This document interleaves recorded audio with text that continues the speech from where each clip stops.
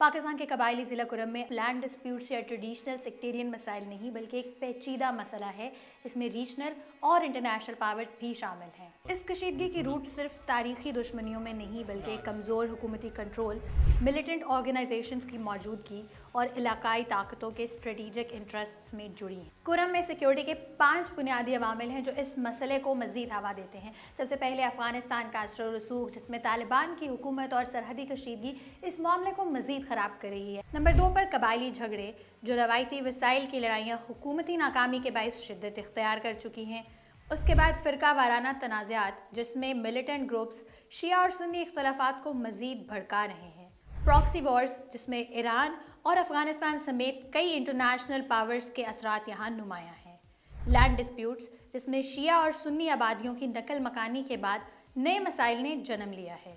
हालिया महीनों में कुरम में वायलेंस के कई अहम वाक़यात रूनुमा हुए हैं, जैसे नवंबर 2024 में शिया मुसाफिरों के काफिले पर हमले के बाद शिया सुन्नी तसादुम भड़क उठा, और दिसंबर 2024 में शाम में सलफ़ी ग्रोह HTS की हुकूमत के बाद ईरानी हिमायत याफ्ता ज़ैनबियून ब्रिगेड का असर रसूख कमज़ोर हुआ, जिसके असरात बराह रास्त कुरम में भी देखे गए। और इसी माह काबुल में हाजी खलील हक्कानी की खुदकश हमले में हलाकत ने सूरत हाल को मज़ीद कॉम्प्लेक्स बना दिया है। हक्कानी नेटवर्क का हमेशा से ही कुरम में इन्फ्लुएंस रहा है, क्योंकि ये इलाका ना सिर्फ स्ट्रेटेजिक तौर पर इम्पॉर्टेंट है बल्कि काबुल के करीब तरीन है और माजी में अलकायदा और दीगर मिलिटेंट ग्रुप्स के लिए भी एक महफूज रास्ता फराहम करता था। कुरम में वायलेंस के ट्रिगर होने की एक बड़ी वजह सड़कों की बंदिश भी है, जहां पर सेक्टेरियन इश्यूज की वजह से बार बार टल पाड़ा चिनार हाईवे को बंद कर दिया जाता है, जिसकी वजह से अहले तशी कम्युनिटी के लिए पेशावर जाने के तमाम रास्ते बंद हो जाते हैं और उन्हें अफगानिस्तान के रास्ते से सफ़र करने पर मजबूर होना पड़ता है।